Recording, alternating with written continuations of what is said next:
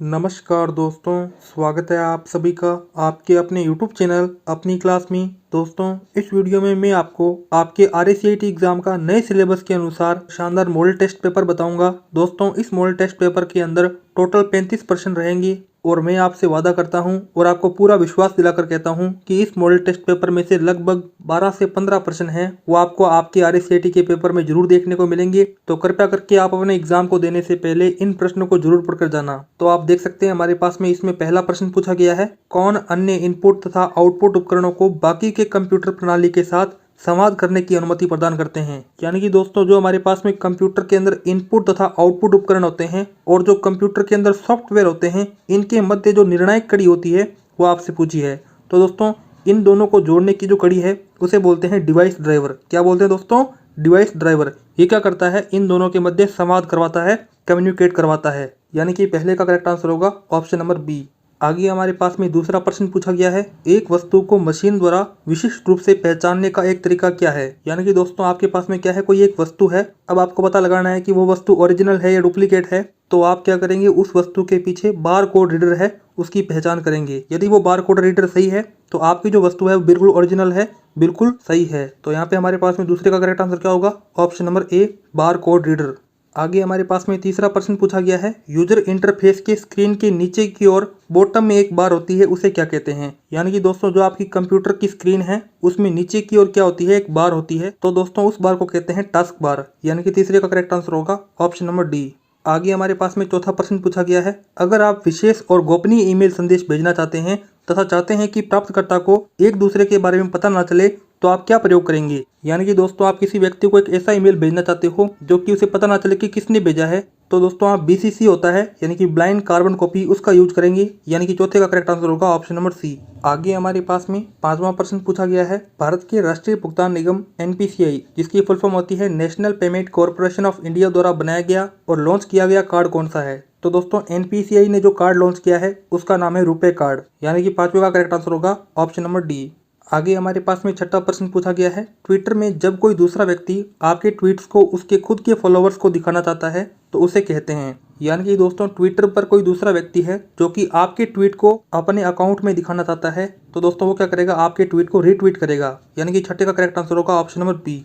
आगे हमारे पास में सातवां प्रश्न पूछा गया है, भामाशाह कार्ड के प्रकार हैं। तो दोस्तों, जो भामाशाह कार्ड होता है वो दो तरह का होता है, पहला पारिवारिक कार्ड और दूसरा व्यक्तिगत कार्ड। तो इस प्रकार से सातवें का करेक्ट आंसर होगा ऑप्शन नंबर ए। आगे हमारे पास में आठवां प्रश्न पूछा गया है, किस वेबसाइट से आप राशन कार्ड के विवरण का पता लगा सकते हैं। तो दोस्तों, राशन कार्ड से संबंधित जानकारी जानने के लिए http://food.raj.nic.in इस वेबसाइट पर जाना होगा। यानी कि आठवें का करेक्ट आंसर होगा ऑप्शन नंबर बी। आगे हमारे पास में नौवां प्रश्न पूछा गया है, नए मतदाता पंजीकरण हेतु ऑनलाइन आवेदन करने की प्रक्रिया कहाँ प्राप्त कर सकते हैं। यानी कि दोस्तों, आपको क्या करना है, नया वोटर ID बनाना है। आप 18 साल के हो चुके हो तो आप उस समय कौन से पोर्टल पर जाएंगे। तो दोस्तों, आप उस समय NVSP पोर्टल है उस पर जाएंगे। यानी कि नौवें का करेक्ट आंसर होगा ऑप्शन नंबर ए। दोस्तों, आप जल्दी से NVSP की फुल फॉर्म में बताइए। मेरे हिसाब से होती है नेशनल वोटर सर्विस प्रोवाइडर। तो आप बताइए कि इसकी फुल फॉर्म क्या होती है, क्या मैंने सही बताई है। आगे हमारे पास में 10वां प्रश्न पूछा गया है, एप्पल iOS किसका उदाहरण है। तो दोस्तों, एंड्रॉइड और एप्पल iOS ये दोनों के दोनों क्या हैं, मोबाइल ऑपरेटिंग सिस्टम के उदाहरण हैं।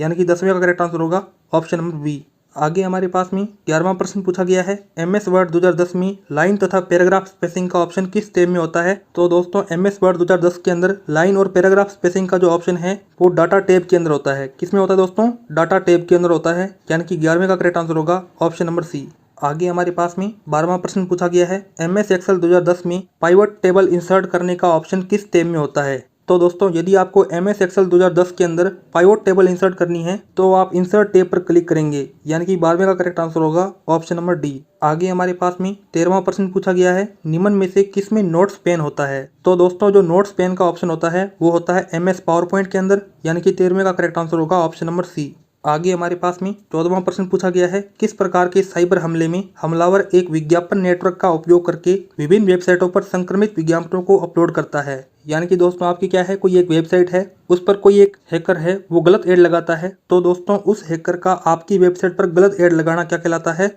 मलवर्टाइजिंग कहलाता है। क्या कहलाता है दोस्तों? मलवर्टाइजिंग। यानी कि 14वें का करेक्ट आंसर होगा ऑप्शन नंबर डी। आगे हमारे पास में 15वां प्रश्न पूछा गया है, आउटलुक किस प्रकार के खातों का समर्थन करता है। तो दोस्तों, जो हमारे पास में MS आउटलुक है वो माइक्रोसॉफ्ट एक्सचेंज, IMAP, पॉप 3 इन तीनों का क्या करता है, समर्थन करता है। यानी कि 15वें का करेक्ट आंसर होगा ऑप्शन नंबर बी। आगे हमारे पास में 16वां प्रश्न पूछा गया है, निम्न में से सत्य कथन का चयन कीजिए। तो दोस्तों यहाँ पे हमारे पास में जो सत्य कथन है वो है ऑप्शन नंबर ए। यानी कि जो माइक्रोसॉफ्ट पिक्चर मैनेजर ऐप है उससे आप किसी पिक्चर की ब्राइटनेस तथा कॉन्ट्रास्ट उसको एडजस्ट कर सकते हो। तो इस प्रकार से 16वें का करेक्ट आंसर क्या होगा, ऑप्शन नंबर ए। और बाकी बचे बी, सी और डी ऑप्शन हैं वो गलत हैं। जैसे कि दोस्तों यहाँ पे बताया गया है कि एमएस वर्ड में सेव की हुई फाइल को पीडीएफ में सेव नहीं कर सकते। नहीं दोस्तों, एमएस वर्ड के अंदर तो होती ही डॉक्यूमेंट है, कोई वीडियो तो होती नहीं है, यानी कि पीडीएफ में ही वो फाइल सेव होगी। तो ये कथन क्या है दोस्तों, असत्य होगा। तो हमने आपको पहले सत्य कथन है वो बता दिया है।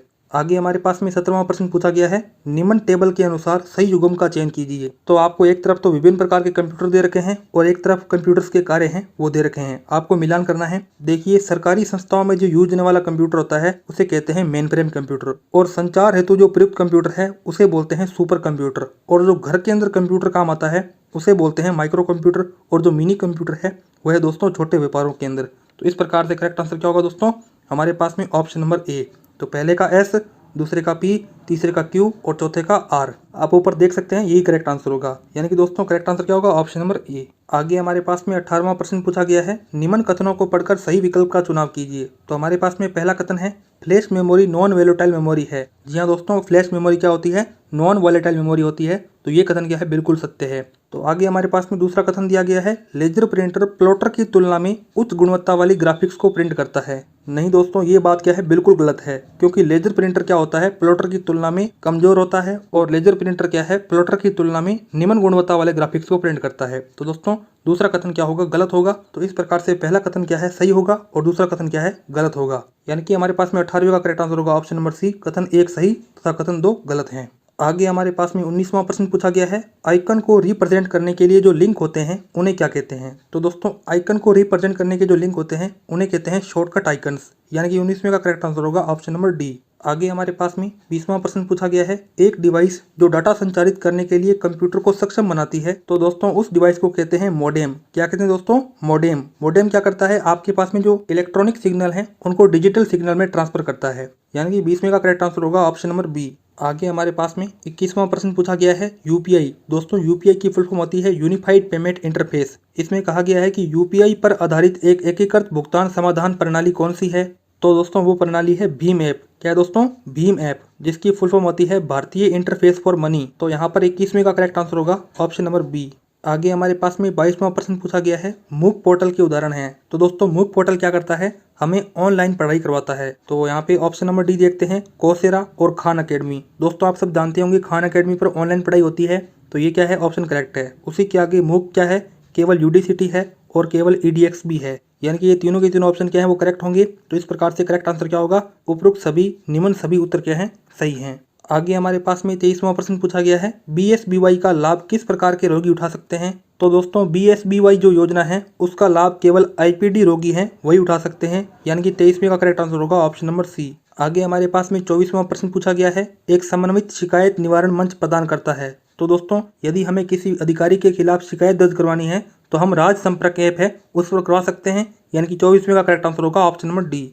आगे हमारे पास में 25वां प्रश्न पूछा गया है, बैंक खाते के साथ आधार को लिंक करने का क्या तरीका है। तो दोस्तों यदि आपको अपने बैंक अकाउंट को आधार से लिंक करना है तो आप अपने मोबाइल में नेट बैंकिंग द्वारा कर सकते हैं, और साथ ही बैंक में जाकर अपना आवेदन पत्र भरकर भी आप अपने बैंक अकाउंट को आधार से लिंक कर सकते हैं। यानी कि दोस्तों 25वें का करेक्ट आंसर होगा ऑप्शन नंबर डी। आगे हमारे पास में 26वां प्रश्न पूछा गया है, एक मोबाइल कंप्यूटिंग डिवाइस जिसका आकार एक पुस्तक जितना होता है। तो दोस्तों उस डिवाइस को कहते हैं टैबलेट, जिसका जो आकार है वो आपकी बुक जितना होता है। यानी कि 26वें का करेक्ट आंसर होगा ऑप्शन नंबर सी। आगे हमारे पास में 27वां प्रश्न पूछा गया है, एमएस वर्ड 2010 में सभी आइटम्स का चयन करने तथा डॉक्यूमेंट को बंद करने की शॉर्टकट कुंजी क्या है। तो दोस्तों यदि आपको एमएस वर्ड 2010 के अंदर किन्हीं टेक्स्टों को सेलेक्ट करना है तो आप कंट्रोल+A कुंजी है वो दबा सकते हो, और वहीं यदि आपको एमएस वर्ड 2010 के अंदर किसी डॉक्यूमेंट को बंद करना है तो आप कंट्रोल+W कुंजी है वो दबा सकते हो। यानी कि दोस्तों इस प्रकार से आप निम्न कार्यों को करने के लिए ये कुंजियां दबाओगे। यानी कि 27वें का करेक्ट आंसर होगा ऑप्शन नंबर बी। आगे हमारे पास में 28वां प्रश्न पूछा गया है, यदि A1, A2, A3, A4, A5 sales में क्रमशः 25, 45, 38, 20, 32 अंक हों तो इनका औसत निकालने का सही फंक्शन कौन सा है। तो दोस्तों आप इनका जो औसत है वो फॉर्मूला नंबर 1, फॉर्मूला नंबर 2 और फॉर्मूला नंबर 3 इन तीनों की माध्यम से निकाल सकते हो। ये जो आपको 3 नंबर ऑप्शन के अंदर फॉर्मूला दे रखा है, इसकी सहायता से आप औसत नहीं निकाल सकते। तो यहाँ पर 28वें का करेक्ट आंसर होगा ऑप्शन नंबर ए। यानी कि दोस्तों फर्स्ट ऑप्शन, सेकंड ऑप्शन और फोर्थ ऑप्शन के अंदर जो फॉर्मूले दे रखे हैं, उन्हीं की सहायता से आप औसत निकाल सकते हो। आगे हमारे पास में 29वां प्रश्न पूछा गया है, MS पावरपॉइंट 2010 से संबंधित निम्न में से सही कथन का चयन कीजिए। तो हमारे पास में पहला कथन है, रिबन के स्लाइड शो टैब द्वारा आप नई स्लाइड ऐड कर सकते हैं तथा सिलेक्टेड स्लाइड को डिलीट भी कर सकते हैं। नहीं दोस्तों, ये जो काम है वो हम रिबन टैब के द्वारा नहीं कर सकते, यानी कि ये कथन क्या है, बिल्कुल गलत होगा। और वहीं आगे हमें दूसरा कथन दिया गया है, इंसर्ट मेनू टैब से आप क्लिप आर्ट, टेबल और पिक्चर ऐड कर सकते हैं। जी हाँ दोस्तों, इंसर्ट टैब से हम ये कार्य कर सकते हैं, यानी कि ये वाला कथन क्या है, सत्य है, और ये वाला कथन क्या है, बिल्कुल गलत है। तो हमारे पास में जो करेक्ट आंसर है वो होगा ऑप्शन नंबर सी, कथन 1 गलत तथा कथन 2 सही है। आगे हमारे पास में 30वां प्रश्न पूछा गया है, टर्म HTTPS में S क्या है। तो दोस्तों HTTPS की फुल फॉर्म होती है hyper text transfer protocol secure. तो S का मतलब क्या होता है, सिक्योर, यानी कि 30वें का करेक्ट आंसर होगा ऑप्शन नंबर डी। आगे हमारे पास में 31वां प्रश्न पूछा गया है, कंप्यूटर के अंदर सिस्टम रिस्टोर क्यों किया जाता है। तो दोस्तों कंप्यूटर के अंदर सिस्टम रिस्टोर इसलिए किया जाता है ताकि कंप्यूटर की पुरानी रजिस्ट्री, विंडोज रजिस्ट्री और सिस्टम सेटिंग को पुनः प्राप्त कर सकें। यानी कि दोस्तों जो आपके कंप्यूटर का डाटा डिलीट हो गया था वो वापस आ सके, इसलिए हम सिस्टम रिस्टोर करते हैं। तो इस प्रकार से 31वें का करेक्ट आंसर होगा ऑप्शन नंबर ए। आगे हमारे पास में 32वां प्रश्न पूछा गया है, लैपटॉप से प्रोजेक्टर को कनेक्ट करने के लिए किस केबल की आवश्यकता होती है। तो दोस्तों यदि आपको लैपटॉप को प्रोजेक्टर से कनेक्ट करना है तो आपको HDMI केबल और VGA केबल, इन दोनों का यूज करना होगा। तो यहाँ पर 32वें का करेक्ट आंसर होगा ऑप्शन नंबर सी। दोस्तों यहाँ पर मैं आपको बताना चाहता हूँ कि HDMI की फुल फॉर्म होती है हाई डेफिनेशन मल्टीमीडिया इंटरफेस। और दोस्तों आपको मैं कार्य दे देता हूँ, VGI की फुल फॉर्म जल्दी से मुझे कमेंट बॉक्स में बताओ, देखता हूँ किसका उत्तर सही है, किसकी तैयारी RSAT एग्जाम के अंदर अच्छी है। आगे हमारे पास में 33वां प्रश्न पूछा गया है, निम्न में से असत्य कथन का चयन कीजिए। तो दोस्तों यहाँ पर हमारे पास में जो असत्य कथन है वो है ऑप्शन नंबर बी। इसमें कहा गया है कि विंडोज 10 में स्निपिंग टूल की मदद से आप किसी इमेज को एडिट कर सकते हैं। नहीं दोस्तों, आपको मैंने कई वीडियो में कहा है कि विंडोज 10 के अंदर जो स्निपिंग टूल ऑप्शन होता है उसकी सहायता से हम कंप्यूटर की जो स्क्रीन है उसको कई स्क्रीनों में बांट सकते हैं और साथ ही कंप्यूटर की जो स्क्रीन है उसका स्क्रीनशॉट भी ले सकते हैं। यानी कि दोस्तों ये कार्य हैं वो स्नैपिंग टूल के होते हैं, बल्कि इसमें बता रखा है कि इमेज को एडिट कर सकते हैं। ये कथन क्या है, बिल्कुल असत्य होगा। तो यहाँ पे करेक्ट आंसर क्या हो जाएगा, ऑप्शन नंबर बी। आगे चलते हैं, हमारे पास में 34वां प्रश्न पूछा गया है, DSL का पूरा नाम क्या होता है। यानी कि दोस्तों आपको DSL की फुल फॉर्म बतानी है। तो दोस्तों DSL की फुल फॉर्म होती है डिजिटल सब्सक्राइबर लाइन। यानी कि 34वें का करेक्ट आंसर होगा ऑप्शन नंबर डी। आगे हमारे पास में इस पेपर का अंतिम और 35वां प्रश्न पूछा गया है, MOOC, जिसकी फुल फॉर्म होती है मैसिव ओपन ऑनलाइन कोर्स। दोस्तों मैं बता दूं ये फुल फॉर्म है बहुत जरूरी है, बहुत इंपॉर्टेंट है। देखिए इस प्रश्न में कहा गया है कि MOOC योजना है, इसको पहली बार कब शुरू किया गया। तो दोस्तों इस योजना को पूरे विश्व के अंदर सन 2007 के अंदर चालू किया गया। यानी कि 35वें का करेक्ट आंसर होगा ऑप्शन नंबर डी। तो दोस्तों इस प्रकार से मैंने आपको इस वीडियो के अंदर आपके RKCL एग्जाम के नए सिलेबस के अनुसार 35 मोस्ट इंपोर्टेंट प्रश्न बताए। दोस्तों यदि आपको ये मॉडल पेपर अच्छा लगा हो तो इस वीडियो को लाइक करो, चैनल को सब्सक्राइब करो और मुझे जल्दी से कमेंट करके बताओ कि आपके इन 35 प्रश्नों में से कितने प्रश्न सही हो रहे हैं। और साथ ही यदि आपका कोई ऐसा फ्रेंड है जिसका आने वाला RSAT का पेपर होने वाला है तो उसको भी ये इंपॉर्टेंट क्वेश्चन की वीडियो है वो शेयर कर दो, ताकि उसका फायदा है वो भी हो सके। क्योंकि यदि आप किसी की हेल्प करोगे तो भगवान भी आपकी एक ना एक दिन जरूर हेल्प करेगा। तो दोस्तों अब इस वीडियो में तो इतना ही था। अब मिलते हैं किसी अन्य वीडियो में, तब तक के लिए जय हिंद, जय भारत।